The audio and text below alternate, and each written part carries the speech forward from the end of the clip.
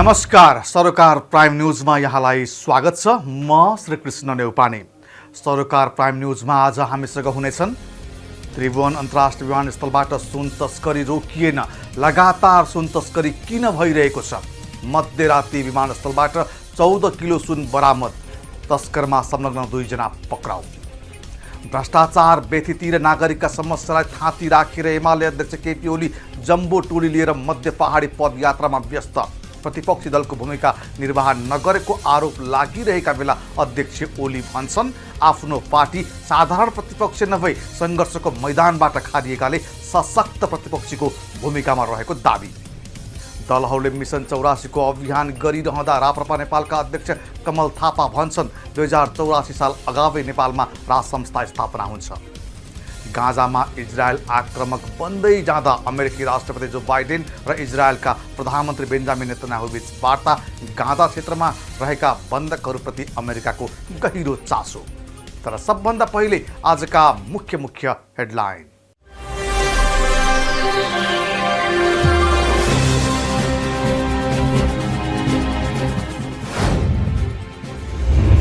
त्रिभुवन अन्तर्राष्ट्रिय विमानस्थलबाट 14 किलोग्राम सुनसहित 2 जना पक्राउ। छानबिनका लागि प्रमुख भन्सार अधिकृत मणिराम पौडेलको संयोजकत्वमा छानबिन समिति गठन।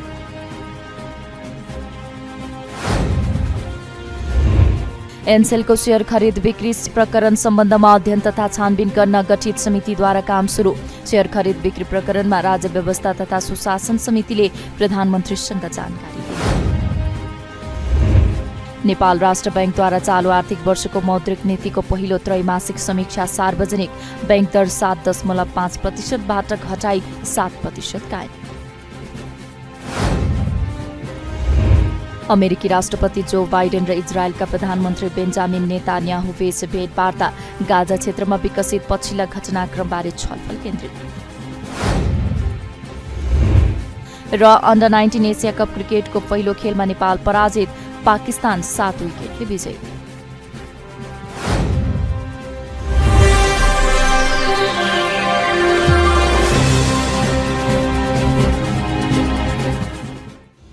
सरकार प्राइम न्यूज अब विस्तारमा। त्रिभुवन विमानस्थल भन्सार कार्यालयले त्रिभुवन अन्तर्राष्ट्रिय विमानस्थलबाट 14 किलोग्राम सुनसहित 2 जनालाई पक्राउ गरेको छ। कार्यालयको टोलीले बिहीबार राति फ्लाइ दुबईको उडान नम्बर FZ 573बाट आएका नेपाली नागरिक चन्द्र खलेको साथबाट उक्त परिणामको सुन बरामद गरेको हो। त्रिभुवन विमानस्थल भन्सार कार्यालयका प्रमुख भन्सार प्रशासक टोकराज पाण्डेले विमानस्थलको सुरक्षा कार्यालयको विशेष सहयोगमा छातीको दायाँ बायाँ कपडामा बेरेर लुकाई छिपाई ल्याइएको 7 थान बिस्कुट आकारको 14 किलोग्राम सुनसहित पक्राउ गरिएको जानकारी दिनुभयो। चन्द्र खले र उक्त अवैध कार्यमा संलग्न गोर्खा खरफैका मीनबहादुर खरेललाई समेत पक्राउ गरी भन्सार कार्यालयले अनुसन्धान अघि बढाएको उहाँले बताउनुभयो।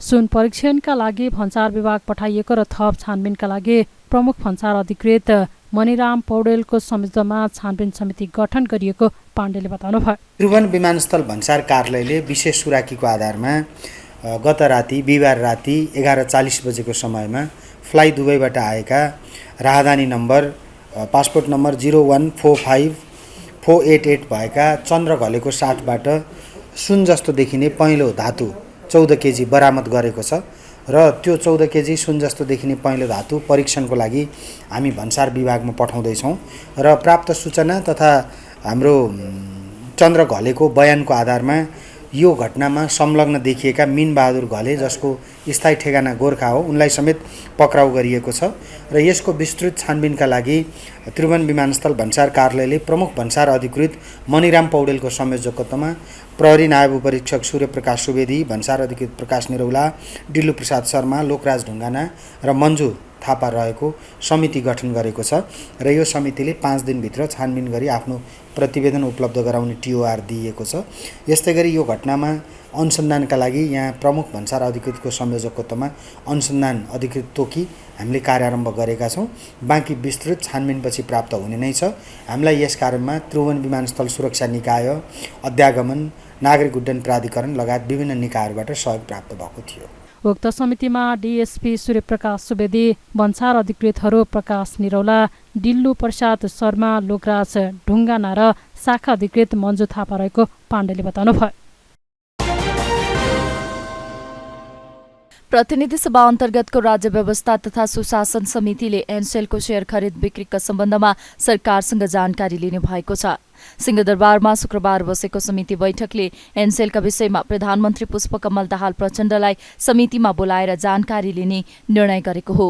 बैठकमा समिति सदस्यहरूले एनसेलका विषयमा प्रधानमन्त्रीसँगै जानकारी लिनुपर्ने धारणा राखेका थिए।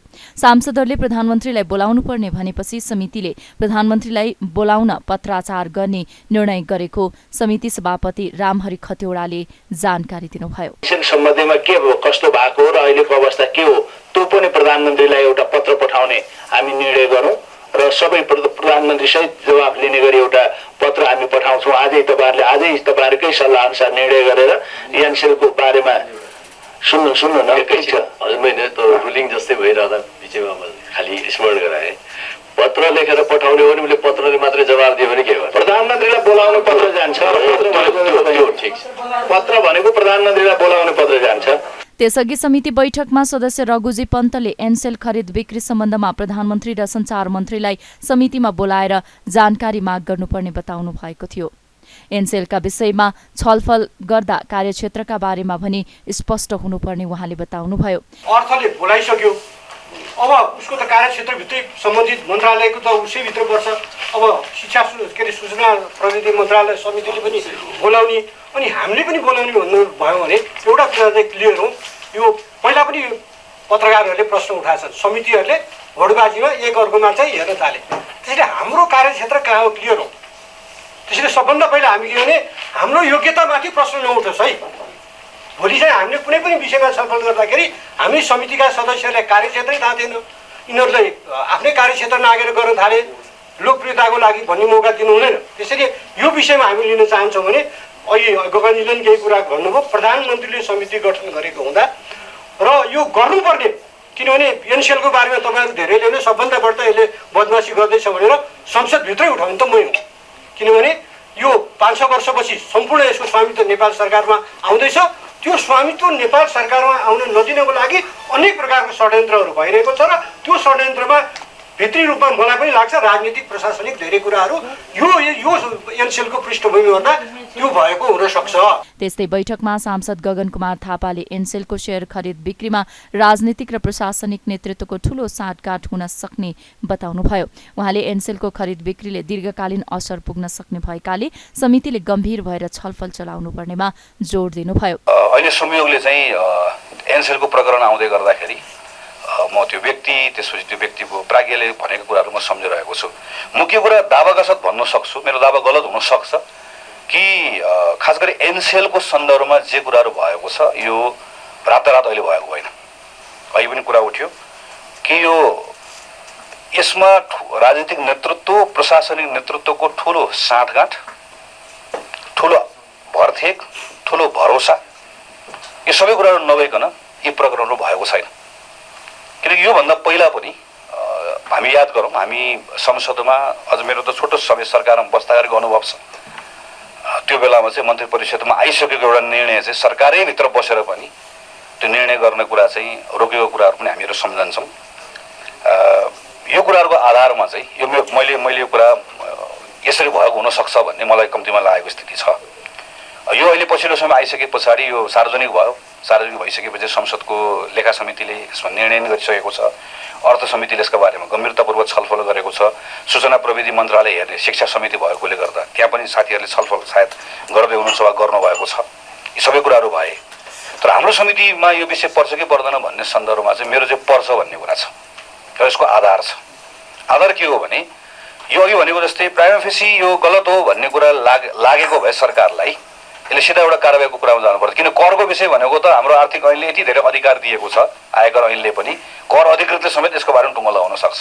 त्यस्तै जसपा अध्यक्ष उपेन्द्र यादवले एनसेल खरिद बिक्री प्रकरणको यथार्थता बाहिर आउनुपर्ने बताउनुभयो।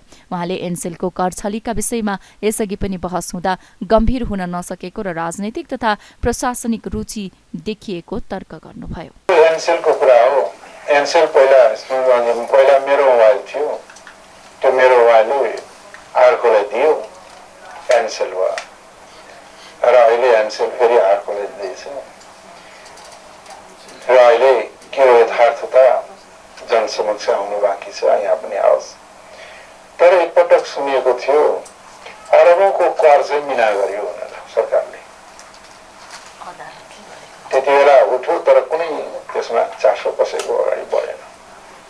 एनसेल र अघि नै भन्थ्यो राजनीतिक नेतृत्व र प्रशासन नेतृत्वको इन्ट्रेस्ट कम्बाइन भयो जस्तो देखिन्छ पटक पटक। त्यो के हो, अब छानबिन माथि पनि छानबिन गर्नुपर्ने छ। त्यो आउने फास्ट ट्र्याक त के हो यो तपाईँको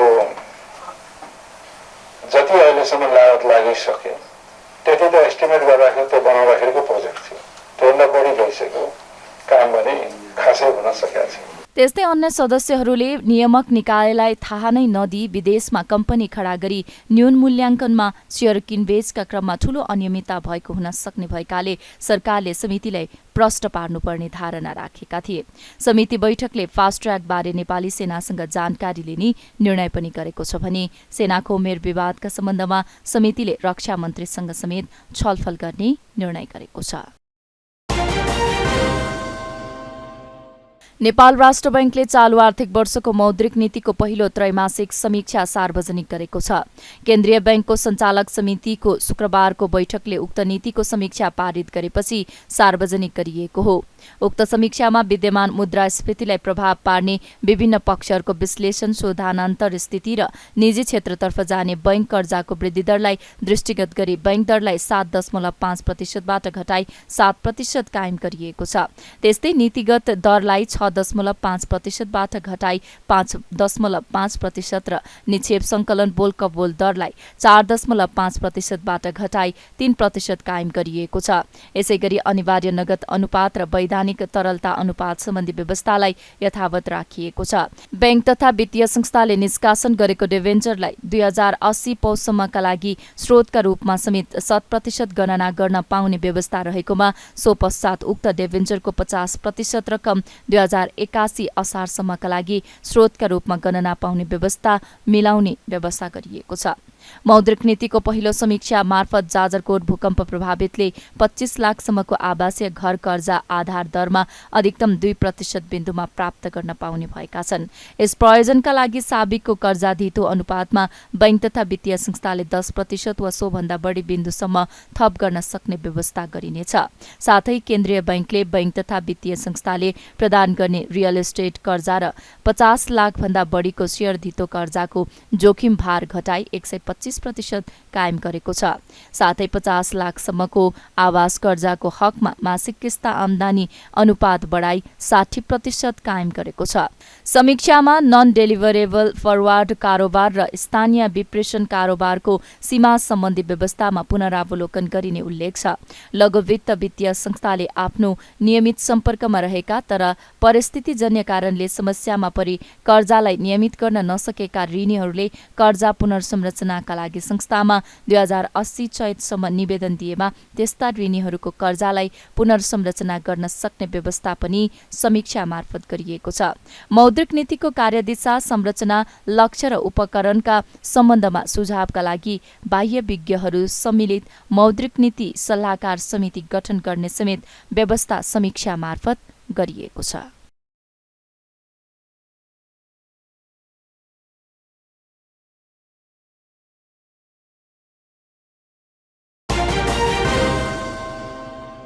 एनसेलको शेयर खरिद बिक्री प्रकरण सम्बन्धमा अध्ययन तथा छानबिन गर्न गठित समितिले काम सुरु गरेको छ।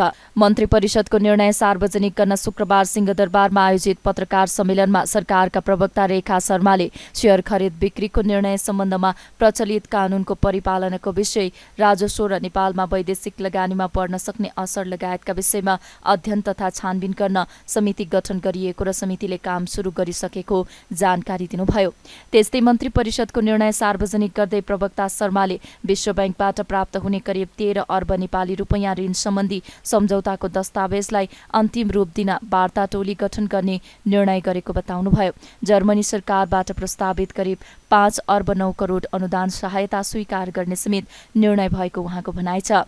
पोलिटेक्निक इन्स्टिच्युट स्थापना र नेपाली कृषकलाई मल उपलब्ध गराउनका लागि साउदी अरेबिया सरकारबाट प्राप्त हुने 2 मिलियन अमेरिकी डलर बराबरको अनुदान सहायता स्वीकार गर्ने निर्णय पनि बैठकले गरेको उहाँले बताउनुभयो। प्रधानमन्त्री समन्वित कार्यालयबाट राष्ट्रपति कार्यालयको संगठन तथा व्यवस्थापन सर्वेक्षण गर्न पूर्व स्वीकृति प्रदान गर्ने भन्ने निर्णय भएको छ र अर्थ मन्त्रालयको प्रस्तावमा विश्व बैंकबाट प्राप्त हुने प्रस्तावित 100 मिलियन अमेरिकन डलर करिब 13 अरब नेपाली रुपैयाँ ऋण सम्बन्धी सम्झौताको दस्तावेजलाई अन्तिम रूप दिन बैंकसँग वार्ता गर्न अर्थ मन्त्रालयका सहसचिवको नेतृत्वमा वार्ता टोली गठन गर्ने र वार्ता गर्न अख्तियारी दिने भन्ने निर्णय भएको छ र अर्थकै अर्को प्रस्तावमा जर्मनी सरकारबाट प्रस्तावित 35 मिलियन युरो करिब रु 5 अर्ब 9 करोड अनुदान सहायता स्वीकार गर्ने र उक्त सहायता सम्झौतामा हस्ताक्षर गर्न अख्तियारी दिने भन्ने निर्णय भएको छ। अर्को पनि अर्थकै प्रस्ताव छ। पोलिटेक्निक इन्स्टिच्युट स्थापना र नेपाली कृषकलाई मल उपलब्ध गराउनको लागि साउदी अरेबिया सरकारबाट प्राप्त हुने 2 मिलियन अमेरिकी डलर बराबरको अनुदान सहायता स्वीकृत गर्ने भन्ने निर्णय भएको छ। अर्थकै अर्को प्रस्ताव छ।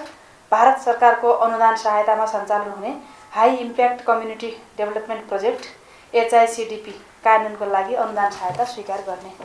त्यसै गरेर कृषि तथा पशुपन्छी विकास मन्त्रालयको प्रस्तावमा कैलाली जिल्लाको त्रिनगर नाका र कपिलवस्तु जिल्लाको सुठौली नाकामा बिरुवा वा बिरुवाजन्य उपज निकासी वा पैठारी गर्दा जाँच वा उपचार गर्न क्वारेन्टाइन चेक पोस्टहरू स्थापना गर्ने भन्ने निर्णय भएको छ र यसरी 2वटा क्वारेन्टाइन चेक पोस्टहरू अहिलेलाई स्थापना हुनेछन्। र खानेपानी मन्त्रालयको प्रस्तावमा खानेपानी तथा सरसफाई महसुल निर्धारण आयोगको रिक्त रहेको अध्यक्ष पदमा श्री रुद्रप्रसाद गौतम तथा सदस्यहरूमा श्री यशोदा कार्की र श्री कुलभूषण शेखर शर्मालाई नियुक्त गर्ने निर्णय पनि हिजोको मन्त्रीपरिषदको बैठकले गरेको छ। र गृह मन्त्रालयको प्रस्तावमा आवश्यक सेवा सञ्चालन ऐन 2014 को दफा 3 को उपदफा 1 बमोजिम आवश्यक सेवामा हडताल गर्न निषेध गरी आदेश जारी गर्ने र सोको सूचना नेपाल राजपत्रमा प्रकाशन गर्ने भन्ने निर्णय भएको छ। यो चाहिँ हरेक 6 महिनामा रिन्यू गर्नुपर्ने हुँदो रहेछ। हाम्रा केही 25-26 वटा कतिवटा ठाउँ छन् निषेध क्षेत्रहरू भन्ने, ती क्षेत्रमा हडतालका लागि पहिलेदेखि निषेध हुँदै आएको थियो र अहिले यसलाई रिन्यू गर्ने काम भएको हो। परराष्ट्र मन्त्रालयको प्रस्तावमा माननीय परराष्ट्र मन्त्री श्री नारायण प्रकाश राउतको नेतृत्वको प्रतिनिधि मण्डललाई 2080 मङ्सिर 25 र 26 गते जेनेभामा आयोजना हुने human rights 75 high level event र 2080 मङ्सिर 28 र 29 गते आर्मेनियामा आयोजना हुने LLDCS मिनिस्ट्रियल मिटिङमा सहभागी हुन स्वीकृति दिने भन्ने निर्णय भएको छ। शिक्षा विज्ञान तथा प्रविधि मन्त्रालयको प्रस्तावमा RCA रिजनल अफिस कोरियाको आयोजनामा मिति 2080 मङ्सिर 26 देखि 29 सम्म थाइल्यान्डको ब्याङ्ककमा सञ्चालन हुने कार्यक्रममा सचिव श्री परिमला देवी बज्राचार्यलाई सहभागी हुन स्वीकृति प्रदान गर्ने भन्ने निर्णय भएको छ। सङ्घीय मामला तथा सामान्य प्रशासन मन्त्रालयको प्रस्तावमा सहसचिव श्री रामप्रसाद पाण्डेले दिनुभएको राजीनामा मिति 2080 8/6 गतेदेखि लागू हुने गरी स्वीकृत गर्ने भन्ने पनि निर्णय भएको छ।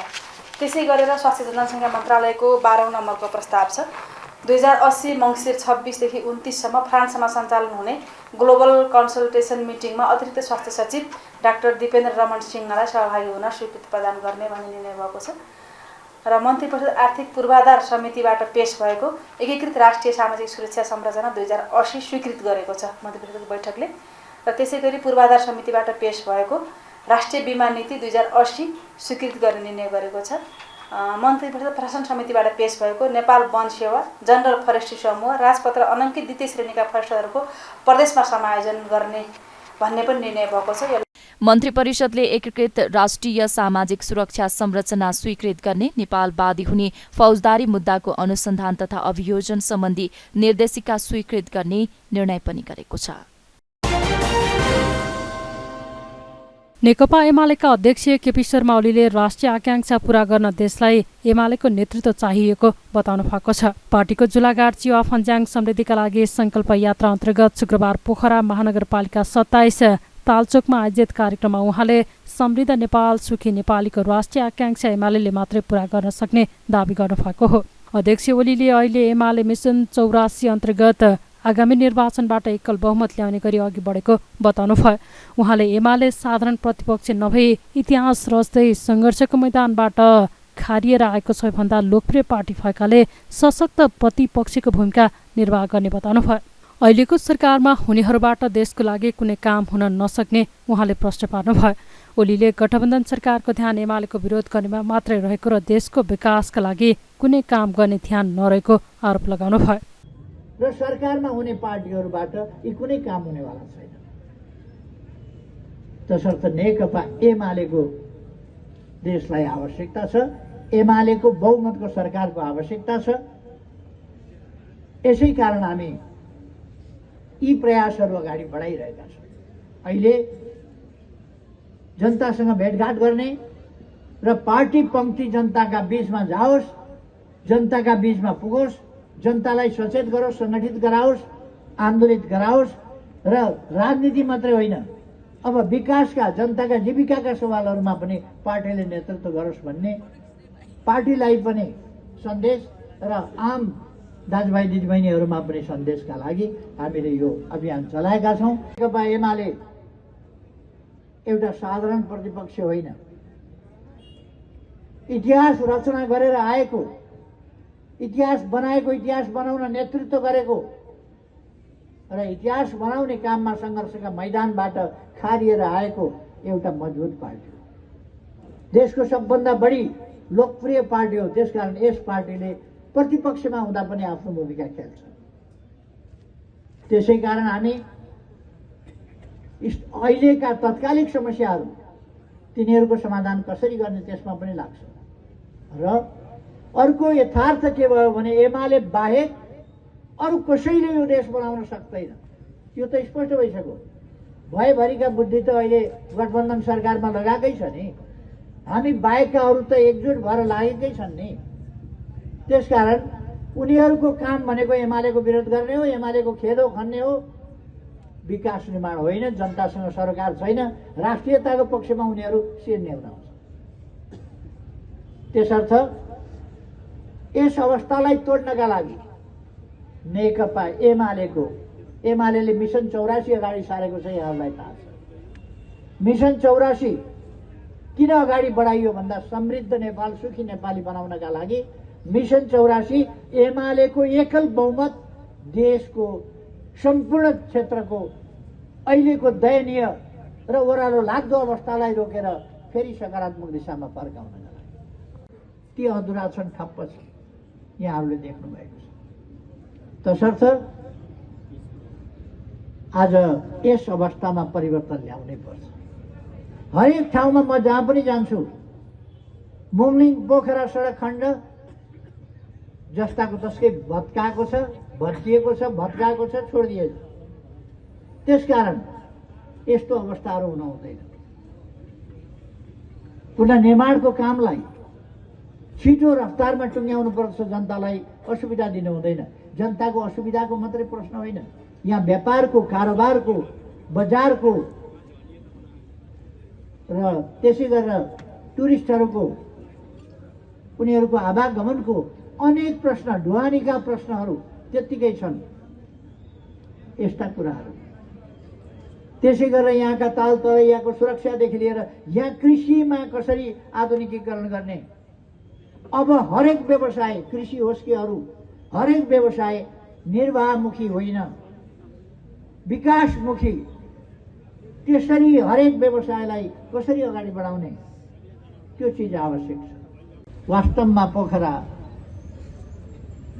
त्यो गीतै भने जस्तै साँच्चैको पोखरा नै छ। तालहरूले शोभा बढाएको, यस जमिनलाई सिंचित गरेको यो ठाउँ उहिले पोखरा नेपालमा सुन्तलाका लागि सबभन्दा प्रसिद्ध ठाउँ भनेर चिनिएको थियो। यस्ता प्रसिद्धिका अनेक पक्षहरू छन् पोखराका। यहाँको सुन्तला मात्रै होइन, यहाँको चामल पनि बुढो, जेठो बुढो भनेर चिनिने ठाउँ हो। अर्थात् यहाँका अनेक विशेषताहरू छन्।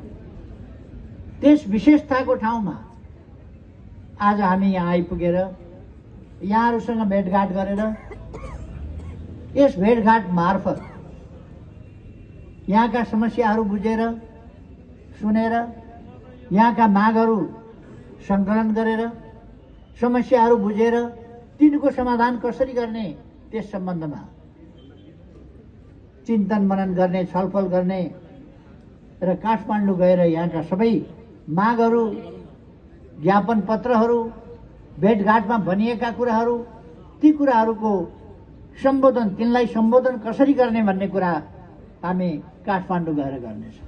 पार्टी पङ्क्ति जनताका बीचमा जाने, जनताको समस्या गुनासा सुन्ने र समाधानका लागि पहल लिने उद्देश्यले समृद्धिका लागि सङ्कल्प यात्राको आयोजना गरिएको उहाँले बताउनुभयो।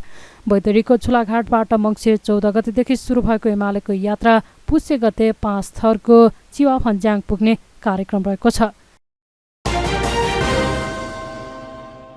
नेपाली कांग्रेसका नेता डाक्टर शेखर कोइरालाले कम्युनिस्ट पार्टीसँग गठबन्धनलाई निरन्तरता दिए कांग्रेस पार्टी बिस्तारै सकिने बताउनु भएको छ। शुक्रबार काठमाडौँमा रीता शाहीद्वारा लिखित चिनारी नामक गजल संग्रह विमोचन गर्दै नेता कोइरालाले डेमोक्रेटिक पार्टीसँग मात्र गठबन्धन हुने भन्दै कम्युनिस्ट पार्टीसँग गठबन्धनलाई अघि बढाए बिस्तारै सकिँदै जाने बताउनु भएको हो। उहाँले अहिलेको व्यवस्थामा गठबन्धन आवश्यक भए पनि चुनावपछि मात्रै गठबन्धन गर्नुपर्नेमा जोड दिनुभयो। त्यस्तै उहाँले अहिलेको अवस्थामा देश परिवर्तन गर्ने हो भने सबैभन्दा पहिले कांग्रेस परिवर्तन गर्नुपर्ने उल्लेख गर्नुभयो। कांग्रेस लोकतान्त्रिक पार्टी भएकाले वाद विवाद हुनु स्वाभाविक भएको उहाँको तर्क छ। कोइरालाले भ्रष्टाचार अन्त्य नगरेसम्म मुलुकमा सुशासन आउन नसक्ने र जनताको निराशालाई आशामा रूपान्तरण गर्न नसक्ने धारणा राख्नुभयो। अहिले देशमा भ्रष्टाचारले हामीहरूलाई गाँजेको छ।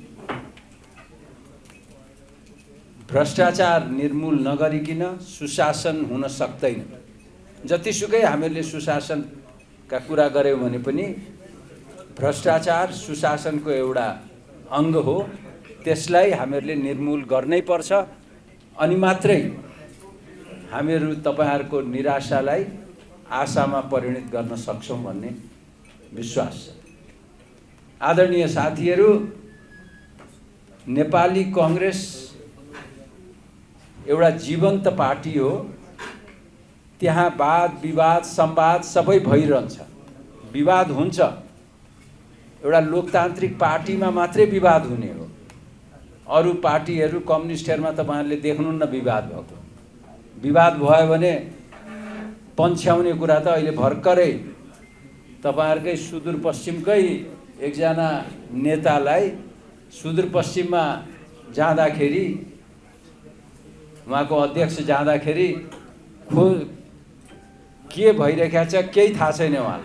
उहाँलाई निम्तो पनि छैन, जानु पनि भएन। त नेपाली कांग्रेसमा त्यस्तो हुँदैन। हाम्रो बीचमा वाद विवाद संवाद भइरहन्छ, लडाईँ चलिरहन्छ, किनभने यो एउटा प्रजातान्त्रिक लोकतान्त्रिक पार्टी भएकोले यो हो। अब यसमा तपाईहरुलाई लाग्छ कि हैन कि यसै गरी चल्छ भन्ने छ। यसै गरी त चल्दैन। यसलाई हामीले सुधार गर्दै अगाडि बढेर जानुपर्ने आवश्यकता छ नेपाली कांग्रेसलाई। अहिले भर्खरै रमेशजीले भन्नुभयो, हामीहरूको निर्वाचन प्रणाली नै यस्तो बनाएको छौँ कि हामीले गठबन्धन नगरिकन जान सक्दैनौँ। तर मलाई के लाग्छ भने अब गठबन्धन नगर्ने, यही निर्वाचन प्रणालीमा गठबन्धन गर्नै पर्छ। तर प्री इलेक्सन गठबन्धन गर्ने कि पोस्ट इलेक्सन गठबन्धन गर्ने, त्यतातिर हामीहरूले अब सिरियसली सोच्न पर्ने जरुरी छ। दोस्रो कुरा, हामी त डेमोक्रेटिक पार्टी, हामी कस्तो पार्टीहरूसित गठबन्धन गर्दैछौँ? अलिकति पनि डेमोक्रेटिक कल्चरहरू भएको पार्टीहरू छ कि छैन? त्यस्तो पार्टीहरूसित गठबन्धन गर्दाखेरि हामी कहाँ पुग्ने हौँ? यो गम्भीर विषय छ। यो विषयलाई नेपाली कांग्रेसले गम्भीरताका साथ लिएको छ र यसलाई हामीहरूले अगाडि बढाउँछौँ कुराहरू।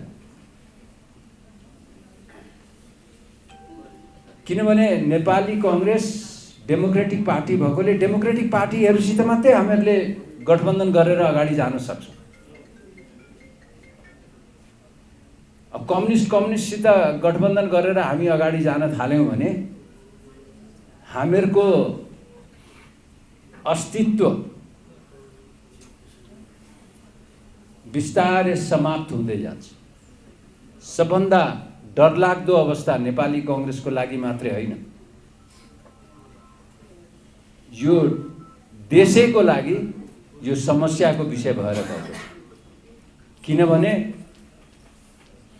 देश परिवर्तन गर्नु छ भने अहिले नेपाली कङ्ग्रेसलाई परिवर्तन गरेर अगाडि ल्याउनु छ। नेपाली कङ्ग्रेस परिवर्तन भयो भने देश परिवर्तन हुन्छ, किनभने हामीहरू डेमोक्रेटिक पार्टी हौँ, लोकतान्त्रिक पार्टी हौँ। त्यसकारण तपाईहरू साथीहरू, युवा साथीहरू हुनुहुन्छ, धेरै महत्त्वाकांक्षा राख्नुपर्छ, तर उग्र महत्त्वाकांक्षा चाहिने अलि राम्रो हुँदैन। त्यस्तै कङ्ग्रेस नेता रमेश लेखकले अहिलेको जनतामा देखिएको असन्तुष्टिप्रति कङ्ग्रेस गम्भीर हुनुपर्ने बताउनुभयो। उहाँले संविधान र व्यवस्थामाथिको असन्तुष्टिले गम्भीर अर्को दुर्भाग्य हुन सक्ने जिकिर गर्नुभयो। गठबन्धनको संस्कृतिमा जानुको विकल्प छैन, उपाय छैन। हामी त्यसैमा गइरहेका छौँ। कमी कमजोरीहरू छन्, तर एउटा कुरा म के आग्रह गर्न चाहन्छु भने के असन्तुष्टिहरू छ, सरकारले, हामीले, पार्टीहरूले राम्ररी काम गर्न सकेनौँ कि, नेताहरूले ठिक ढङ्गले हिँड्न सकेनौँ कि भन्ने चिन्ता छ, चासो छ। नेपाली काङ्ग्रेस यो विषयमा गम्भीर हुन जरुरी छ। किनभने जुन चिन्ता छ, जुन चासो छ, जुन असन्तुष्टि छ, बहुदलीय व्यवस्थाका भित्रै एक दल र अर्का दलका बीचमा सन्तुष्टि असन्तुष्टिको अभिव्यक्ति हुनु, सरकार परिवर्तन हुनु, अर्को सरकार बन्नु, यी लोकतन्त्रका स्वाभाविक घटनाहरू हुन्। तर असन्तुष्टि यदि यो संविधानकै विरुद्धमा, यो व्यवस्थाकै विरुद्धमा अभिव्यक्त गर्ने जुन प्रयत्न भइरहेको छ, यदि त्यस्तो भयो भने फेरि अर्को दुर्भाग्य हुन्छ। त्यसो भएको हुनाले जुन असन्तुष्टिहरू अभिव्यक्त भएका छन्, ती संविधान र अहिलेका व्यवस्थाका विरुद्ध मुखरित हुन नसकुन् भन्नका खातिर पनि यो संविधान र व्यवस्थाको पूर्ण सुरक्षाका लागि नेपाली काङ्ग्रेस सबैभन्दा ज्यादा सचेत हुन जरुरी छ। विद्यमान असन्तुष्टिहरूलाई सम्बोधन गर्नका लागि हामी अगाडि बढ्न जरुरी छ। नेता लेखकले कुनै पार्टीको बहुमत नआउने विद्यमान समस्याको समाधान गर्नुको विकल्प नरहेको पनि बताउनुभयो। स्वास्थ्य मन्त्री मोहन बहादुर बस्नेतले स्वास्थ्य क्षेत्रको लैङ्गिक समानता तथा सामाजिक समावेशीकरण रणनीति 2080 को प्रभावकारी कार्यान्वयनमा जोड दिनुभएको छ। लैङ्गिक हिंसा विरुद्धको 16 दिने अभियानका अवसरमा शुक्रबार मन्त्रालयमा आयोजित कार्यक्रममा मन्त्री बस्नेतले जनतालाई प्रत्यक्ष लाभ हुने गरी स्वास्थ्य रणनीति प्रभावकारी रूपमा कार्यान्वयन हुन जरुरी रहेको र यसका लागि सबैको सहयोग आवश्यक रहेको बताउनु भएको हो। मन्त्री बस्नेतले आर्थिक पछौटेपनले लैङ्गिक हिंसा हुने भन्दै सबैलाई आर्थिक रूपमा समानान्तर बनाउनु पर्ने धारणा राख्नुभयो। उहाँले स्वास्थ्य मन्त्रालयमा बजेट अभावका कारण सीमित स्रोत साधनमा मन्त्रालयको कार्यक्रम सञ्चालन गर्नुपर्ने बाध्यात्मक परिस्थिति रहेको गुनासो गर्नुभयो। रणनीति पास भयो, रणनीति पास भइसकेपछि यसलाई चाहिँ कसरी कार्यान्वयन गर्ने, यो चाहिँ लैङ्गिक हिंसा विरुद्ध चाहिँ हामीले कसरी अब यसलाई न्यूनीकरण गर्दै जाने, यसका विरुद्धमा कसरी लड्ने भन्ने विषयमा अब रणनीतिक रूपले मन्त्रालयले पास गर्यो। हामी तपाईहरुको अभियानमा सहयोग गर्ने नै हौं। मन्त्रालयले यसमा लिडिङ रोल लिएकै छ। म त यो कार्यान्वयन कसरी गर्ने हो भन्ने कुरामा यो त अब तपाईहरुको काम हो र हामी सबैको काम हो। र यहाँ अहिले यो सेक्टरका सबै नेपाल सरकारका सबै मन्त्रालय अन्तर्गत त्यसमा सुरक्षा निकाय समेतको उपस्थिति छ। यो भोलि के यो हिंसा भइहाल्यो भने यसलाई सजाय दिने व्यवस्था जुन छ त्यो कार्यान्वयनको पाटोसम्म पनि यहाँ सबै उपस्थित हुनुहुन्छ, गृह मन्त्रालयदेखि लिएर सबै खाले मन्त्रालय। त्यसकारणले यो भेलाले जो निचोड निकाल्छ, जो निष्कर्ष निकाल्छ, जो रणनीति अर्को आफ्नो ढङ्गले बनाउँछ कार्यान्वयनको पक्षमा, यो प्रभावकारी र महत्त्वपूर्ण हुन्छ र यो व्यवहारिक पनि हुन्छ र यो सबै पक्षको चाहिँ उपस्थितिले गर्दा यो सजिलो पनि हुन्छ भन्ने मलाई लाग्छ। र अब हामीले चाहिँ यो महिला लैङ्गिक हिंसा तपाईले यो राम्रो राख्नु भएको छ नाउँ पनि, यो प्रस्ताव भएर गएको नि राम्रै हो, यहाँ पनि अहिले राम्रै भएको छ। यहाँ एकातिर चाहिँ महिला हिंसा मात्रै भन्दाखेरि कहिलेकाहीँ पार्लियामेन्टमा समेत पनि महिला दिदीबहिनीहरूले पनि पुरुष हिंसाको बारेमा कसैले कुरा उठाउँदैन। यो अवस्थामा पुरुष हिंसा ज्यादा बढिरहेको छ भन्ने कुरा नै आउने गर्छ। त्यसकारण लैङ्गिक हिंसा भनेपछि त यो दुवै खाले हुने भयो। अब यो पनि राम्रो पक्ष हो एउटा। त्यस कारणले अब म यो नाउँ चाहिँ तोक्न चाहन्न। एउटा नेताले चाइना भ्रमणको बेलामा एउटा मान्यज्यूले महिला हिंसाको कुरा निकाल्नुभयो, अनि अर्को पुरुष मान्यज्यूले पनि मेरो जिल्लामा हेर्ने हो भने महिलाबाट कुरै नखाएको कुनै पुरुषै भेट्न गाह्रो छ भन्नुहुन्थ्यो होइन। अब यसलाई हामीले चाहिँ ठट्टामा होइन, केही हद व्यवहारिक पनि छ। त्यसमा जातीय कुराले नै प्रभाव पार्दो रहेछ। मैले यति मात्रै भन्न चाहेँ। अब यहाँ धेरै भन्न कहीँ चाहिँ परिवारमा अहिले पनि महिलाहरूको लिडरसिप चाहिँ दह्रो हुन्छ पुरुषको भन्दा। मैले यति मात्रै भन्न चाहेँ। मन्त्री भएर धेरै कुरा भन्न लागेपछि फेरि अहिले अनेकौँ कुरा आउन थाल्छ। त्यो थाहा छ नि तपाईँ हामीलाई। तपाईँहरू सामाजिक क्षेत्रमा धेरै काम गरेको मान्छेहरू, कुनै कुनै परिवारमा चाहिँ त्यो पुरुषको भन्दा महिलाकै चल्छ। त्यो पनि छ, त्यो गर्व गर्ने कुरै हो। त्यसलाई सकारात्मक रूपमै लिनुपर्छ हामीले। त्यसले यो चाहिँ विभेदका बारेमा, हिंसाका बारेमा कुरा गर्दाखेरि हामीले चाहिँ अधिकारका बारेमा कुरा गर्दा, कर्तव्यका बारेमा कुरा गर्दा जुन ढङ्गले चाहिँ यो लैङ्गिक हिंसा विरुद्धको कुरा भनेर हामीले कार्यनीति अगाडि बढाएका छौँ, यो चाहिँ वास्तवमा एकदमै राम्रो छ भन्ने पनि मलाई लाग्छ।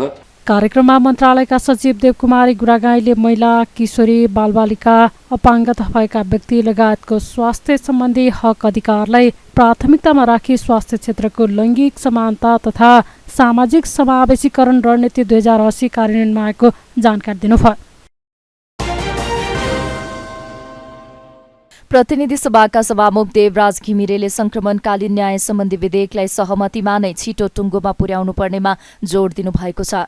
शुक्रबार ललितपुरमा 15औं मानवाधिकार राष्ट्रिय महाभेला उद्घाटन गर्दै सभामुख घिमिरेले राजनीतिक दल र नेताहरूले आफ्नो दायित्वलाई बुझ्दै संक्रमणकालीन न्याय सम्बन्धी विधेयकलाई सहमतिमा नै छिटो टुङ्गोमा पुर्याउनु पर्नेमा जोड दिनुभएको हो। संक्रमणकालीन न्याय सम्पादन गर्ने र सदाका लागि विगतका दिनलाई बिर्सिएर पीडितले शान्ति महसुस गर्ने गरी समाधान खोज्नका लागि आवश्यक कानूनले पूर्णता पाउन बाँकी रहेको उहाँले बताउनुभयो। सभामुख घिमिरेले 18 वर्ष अघि शान्ति प्रक्रियामा हस्ताक्षर भएर समाज अघि बढे पनि विविध कारणले आधारभूत रूपमा शान्ति प्रक्रियालाई निष्कर्षमा पुर्याउने काम अधुरो नै रहेको धारणा राख्नुभयो। उहाँले संसदको आगामी अधिवेशनमा संक्रमणकालीन न्याय सम्बन्धी विधेयकलाई टुङ्गोमा पुर्याउन सफल हुने विश्वास व्यक्त गर्नुभयो।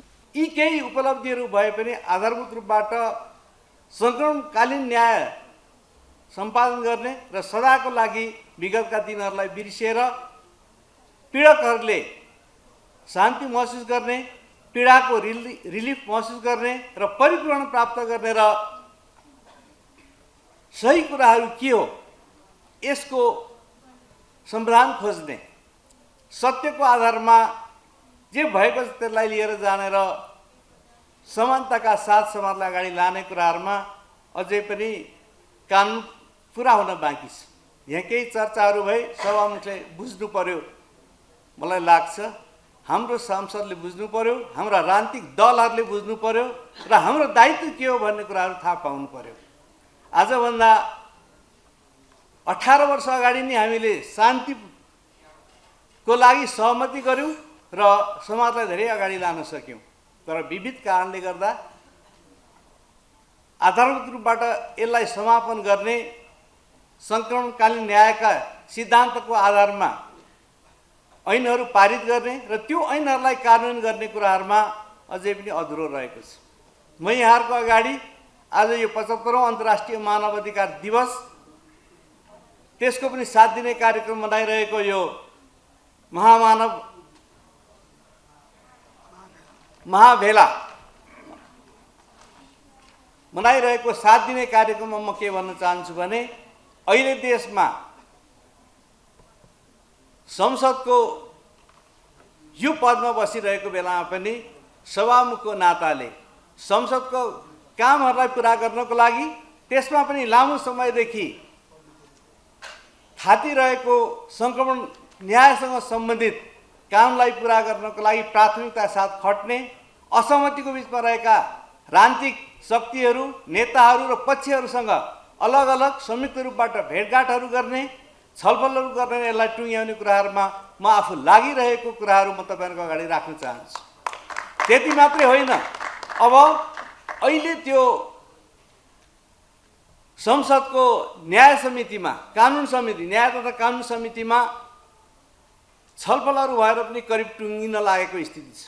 यसलाई टुङ्ग्याउने अधिकार जनताहरूको सार्वभौम अधिकार प्रयोग गरेर आउनुभएका माननीय सदस्यज्यूहरू प्रतिनिधि सभा र राष्ट्रिय सभाबाट यसलाई टुङ्ग्याउने उहाँहरूले अधिकार राख्नुहुन्छ। उहाँहरूले यसको गरिमालाई बुझ्नु भएको छ र बुझेर छलफल गरिरहनु भएको छ। मलाई विश्वास छ संसदको यही आउँदो अधिवेशनमा यसलाई टुङ्ग्याउने काममा उहाँहरूले सफलता हासिल गर्नुहुनेछ र त्यसलाई सफलतामा पुर्याएर टुङ्ग्याउने अनिवार्य कामलाई गरिसकेपछि हामीले एउटा उपलब्धि हासिल गर्नेछौँ। उहाँले असहमतिका रूपमा रहेका पक्षलाई सहमतिमा ल्याउँदै संक्रमणकालीन न्याय सम्बन्धी विधेयकलाई निष्कर्षमा पुर्याउन आफूले पनि छलफल गरिरहेको जानकारी दिनुभयो। कार्यक्रममा मानवाधिकार कर्मीहरूलाई सम्मान गरिएको थियो। सरकारको निर्णय अनुसार मोरङमा पनि सशस्त्र प्रहरीले सीमा स्तम्भहरूको मर्मत, सम्भार, रङरोगन र पुनर्स्थापना गर्ने कार्य सुरु गरेको छ। शुक्रबार विराटनगर महानगरपालिका वडा नम्बर 18 दामा दिगी स्थित 177 नम्बरको पिलर विराटनगर महानगरपालिकाका मेयर नागेश कोइरालाले मर्मत सम्भार सुरु गरेर सीमा स्तम्भ मर्मत कार्यको शुभारम्भ गर्नुभएको हो। उक्त कार्यक्रमलाई सम्बोधन गर्दै मेयर नागेश कोइरालाले सीमा क्षेत्रको सुरक्षा गर्न स्थानीयहरूको पनि महत्त्वपूर्ण भूमिका हुने बताउनुभयो।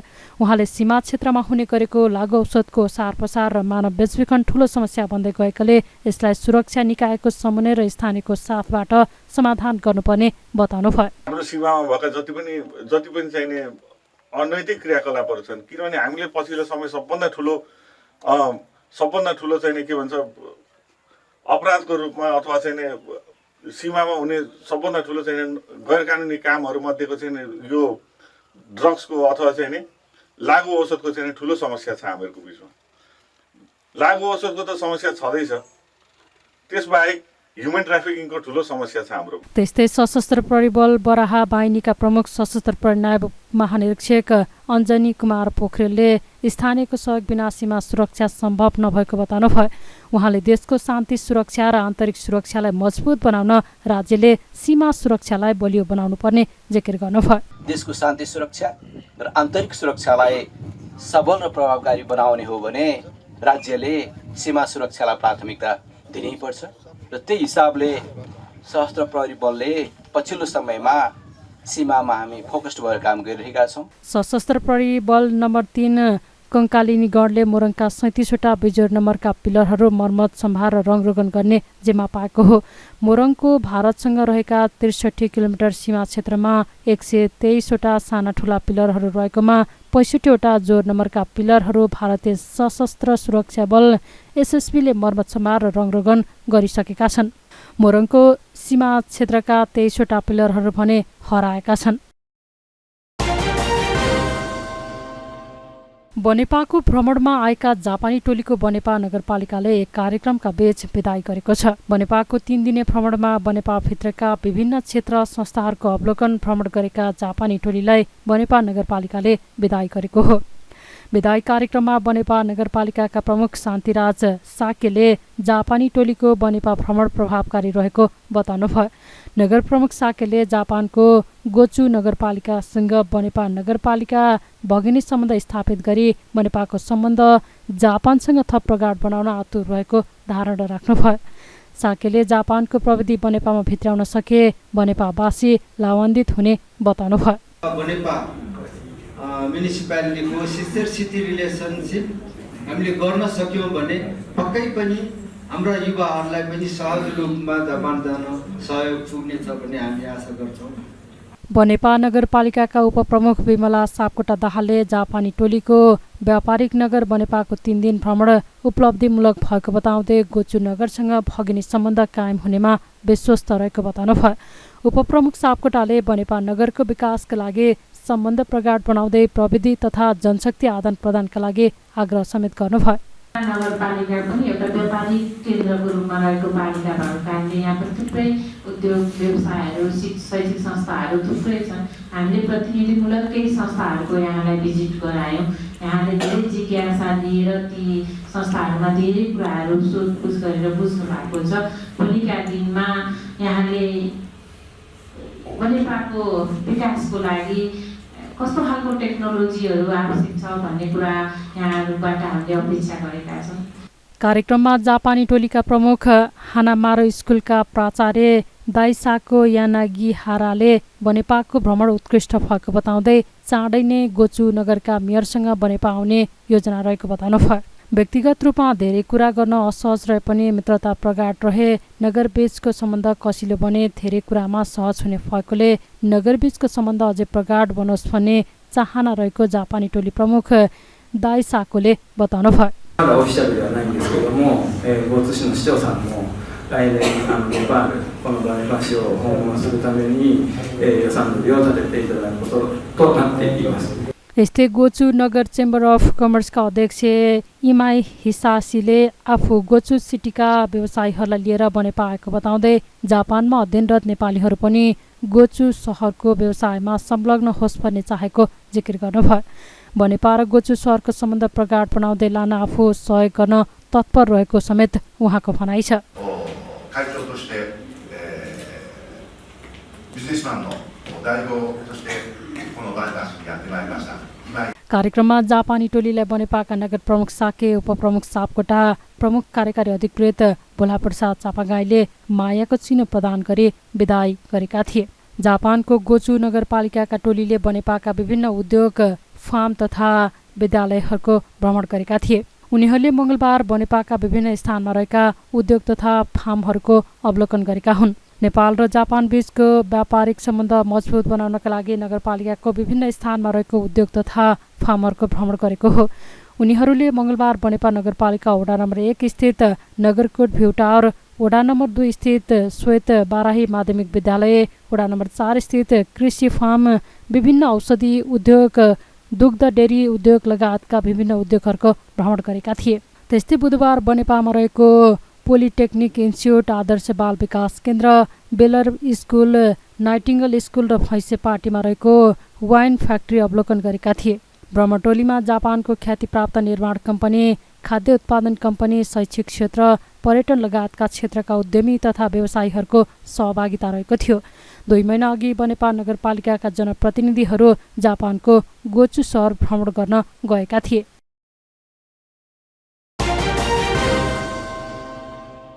राष्ट्रिय प्रजातन्त्र पार्टी नेपालका अध्यक्ष कमल थापाले 2084 साल अगाडि नै नेपालमा राजसंस्था स्थापना हुने दावी गर्नुभएको छ। रफत सञ्चार क्लबले शुक्रबार भक्तपुरमा आयोजना गरेको सञ्चार संवाद कार्यक्रममा अध्यक्ष थापाले अब स्थापना हुने राजतन्त्र निरङ्कुश नभई सर्वधर्म समभावसहित माओवादीदेखि सनातनी हुने दावी समेत गर्नुभयो। अहिलेको लुटतन्त्र, सर्वसत्तावादी र छाडातन्त्र अन्त्य हुने र अब स्थापना हुने राजसंस्था जनताले चुनेको संसद अन्तर्गत रहने हुनाले राष्ट्रको अभिभावकको रूपमा रहेर राष्ट्र प्रमुखको विवाद सदाका लागि समाप्त हुने उहाँले बताउनुभयो। अध्यक्ष थापाले 2063 को राजनीतिक परिवर्तन असल मनसायले भएको भए तापनि अहिले आएर सङ्घीय गणतान्त्रिक व्यवस्था व्यवहारमा सफल भइसकेको परिप्रेक्ष्यमा नेपालमा राजसंस्था पुनर्स्थापनाको विकल्प नभएकोमा जोड दिनुभयो। नेपालले जुन राजा सहितको प्रजातन्त्र चाहिन्छ भनेर 2063 सालदेखि निरन्तर रूपमा जुन आवाज उठाउँदै आएको छ,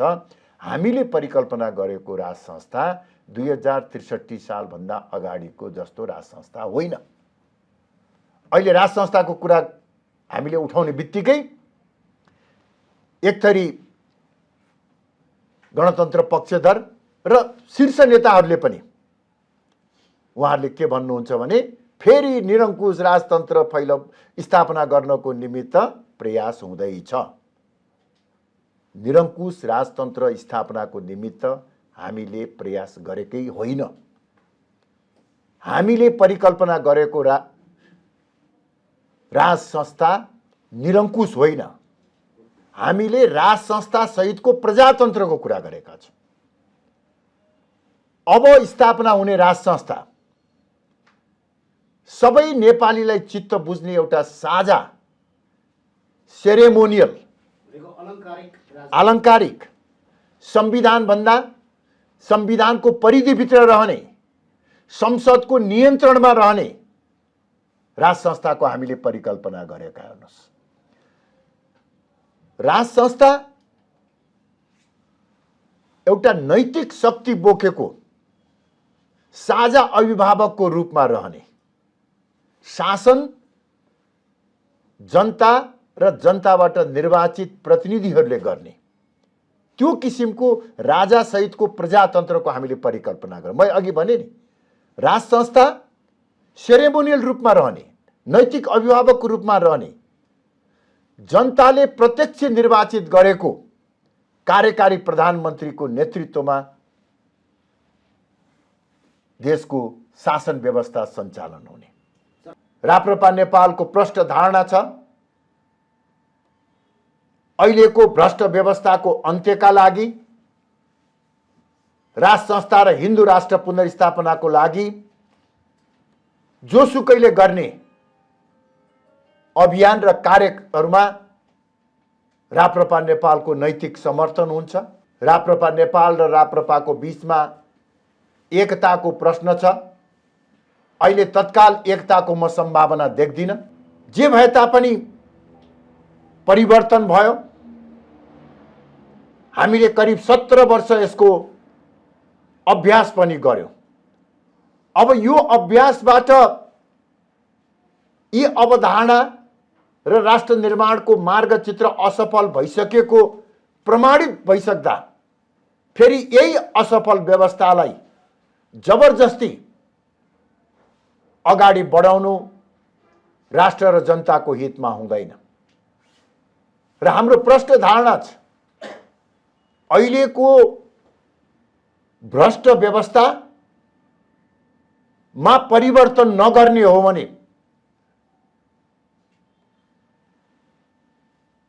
देशमा नयाँ तानाशाहको जन्म हुनेछ। अहिले नै केही सीमित राजनैतिक दलका सीमित नेताहरूको सिन्डिकेटले सर्वसत्तावादी तानाशाही ढङ्गबाट शासन चलाइराखेकै छन् र यही अहिलेकै अवस्थालाई निरन्तरता दिने हो भने नेपालमा नयाँ तानाशाह जन्मने र तानाशाही व्यवस्था खडा हुनेछ। थापाले राष्ट्रमा राज संस्था हिन्दू राज्य स्थापना गर्ने आन्दोलनप्रति आफू र आफ्नो पार्टीको स्वाभाविक नैतिक समर्थन रहने उल्लेख गर्दै दुर्गा प्रसाईको आन्दोलनमा स्वतः समर्थन रहेको प्रश्न पार्नुभयो। उहाँले राप्रपासँगको एकताको तत्काल कुनै सम्भावना नरहेको जिकिर गर्नुभयो। खुला प्रतिस्पर्धाका आधारमा ग्राउन्ड ह्यान्डलिङ दिने निर्णयको विरोधमा नेपाल वायुसेवा निगमका कर्मचारीले आन्दोलन जारी राखेका छन्। निगमको संयुक्त ट्रेड युनियन सङ्घर्ष समितिले नागरिक उड्डयन प्राधिकरणद्वारा निगमको ग्राउन्ड ह्यान्डलिङ खोज्ने निर्णय भएको भन्दै आन्दोलन जारी राखेका हुन्। उनीहरूले ग्राउन्ड ह्यान्डलिङ जोगाउन व्यवस्थापन ट्रेड युनियन एक हौं ग्राउन्ड ह्यान्डलिङ खोज्ने हवाई माफिया होसियार भन्दै निगम कार्यालयमा धरना दिएका छन्। वार्षिक 4 अर्ब रुपियाँ आम्दानी हुँदै आएको ग्राउन्ड ह्यान्डलिङ सेवा निगमले पाउनुपर्ने उनीहरूको भनाइ छ। सरकार प्राइम न्यूज आजलाई यति नै। सम्पूर्ण युनिटलाई बिदा दिनुहोस्। सत्य, तथ्य र निष्पक्ष समाचारका लागि हेर्दै गर्नुहोला सरकार टेलिभिजन। नमस्कार।